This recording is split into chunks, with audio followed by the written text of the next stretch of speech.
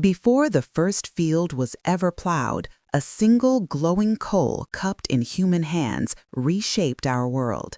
In the firelight, bitter smoke stung the eyes, but the hiss of roasting meat was the sound of survival. This mastery of flame stretched the day, softened our food, and warmed the conversations that would become language, story, and memory. The campfire was our first classroom, and from these circles of warmth, a new idea took root. With patience and saved seeds, wild grasses could be tamed into grain, and temporary camps could harden into permanent villages. Along the great riverbanks of the Nile, the Tigris, and the Indus, surplus harvests gave rise to new kinds of people, specialists, priests, and rulers. Grain was counted, and promises were carved into stone as law. Writing and bureaucracy were revolutionary. They allowed commands and records to travel, letting cities plan and project power far beyond their walls. But order required belief. Philosophy and faith provided the reasons, teaching why society mattered and who had the right to lead. The Buddha and Confucius offered paths to wisdom, while sacred laws shaped everything from justice to daily bread. These ancient arguments over meaning and authority still echo in our world, from corporate ethics to public trust. Across steppes, seas, and deserts, classical empires pushed outward, their borders meeting in a fragile dance of trade and tension. Merchants and pilgrims forged the first global connections, the Silk Roads, the Indian Ocean routes, the Trans-Saharan trails. Along with silk and spice, they carried world-changing technologies like paper and the compass, and they carried the plague.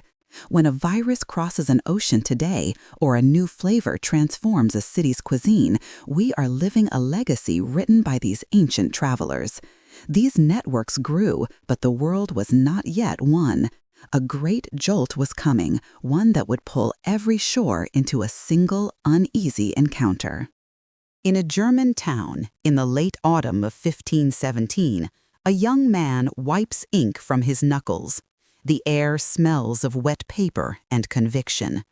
A hammer lifts toward a wooden church door. This is the sound of a world breaking open. Renaissance eyes were learning to measure shadows and map the stars, while the voices of the Reformation demanded to know who held the right to interpret truth. Soon, this spirit of inquiry turned wonder into experiment, and debate into a method. That method fueled an enlightenment of reason, rights, and evidence, and for the first time, ideas began to march across the globe. Factories hummed. Clocks sliced the day into unforgiving units.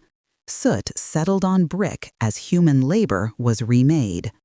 New nations arose, wrapped in flags and anthems, while crowds discovered the immense power of the ballot and the strike. But as empires expanded, a question burned: who belongs and who is cast out? The First World War shattered borders and a generation.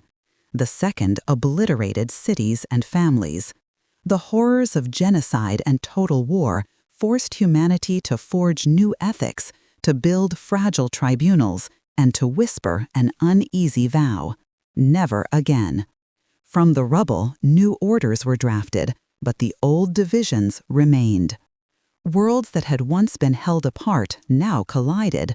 Colonies became nations, their hopes for freedom often met with the bitter realities of partition and conflict. A Cold War rivalry drew lines across the planet, shaping alliances, economies, and even the thoughts taught in classrooms. Then, in the late 20th century, new networks emerged, woven from trade, satellites, and screens, connecting us all in an instant. This history is not over. It is in your newsfeed, your job, your identity.